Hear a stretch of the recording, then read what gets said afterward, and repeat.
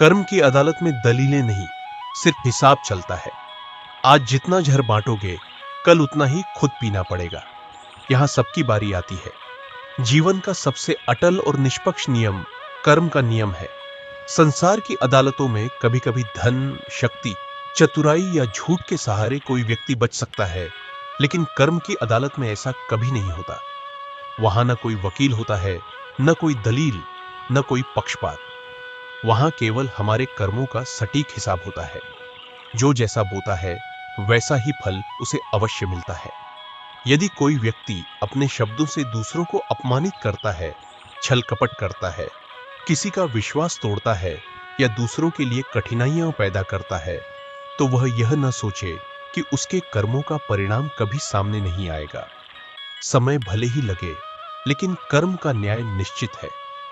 आज जो जहर हम दूसरों के जीवन में घोलते हैं, वही किसी न किसी रूप में एक दिन हमारे सामने लौट कर आता है। इसके विपरीत यदि हम प्रेम, सम्मान, दया, सत्य और सहयोग का व्यवहार करते हैं, तो वही अच्छाई कई गुना होकर हमारे जीवन में वापस आती है। इसलिए बुद्धिमानी इसी में है कि हम अपने हर विचार, हर शब्द और हर कर्म को सकारात्मक बनाएं, क्योंकि कर्म कभी नष्ट नहीं होते, वे समय आने पर अपना फल अवश्य देते हैं। जीवन में कई बार हम देखते हैं कि गलत काम करने वाले लोग कुछ समय तक सफल दिखाई देते हैं। इससे निराश होने की आवश्यकता नहीं है। कर्म का न्याय तुरंत नहीं, बल्कि उचित समय पर होता है। जैसे बीज बोने के बाद फल आने में समय लगता है, वैसे ही अच्छे और बुरे कर्मों का परिणाम भी समय आने पर मिलता है। इसलिए कभी यह मत सोचिए कि अन्याय हमेशा जीतता है।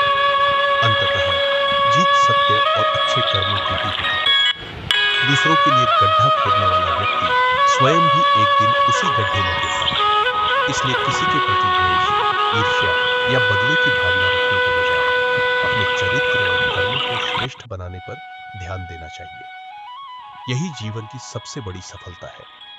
याद रखिए, इस संसार में किसी की बारी पहले आती है और किसी की बाद में, लेकिन कर्म का चक्र किसी को नहीं छोड़ता। इसलिए अपने जीवन में ऐसा कोई कार्य न करें जिसके लिए भविष्य में पछताना पड़े। हमेशा सत्य, ईमानदारी और करुणा के मार्ग पर चले। यही मार्ग मनुष्य को सम्मान, शांति और सच्ची सफलता देता है।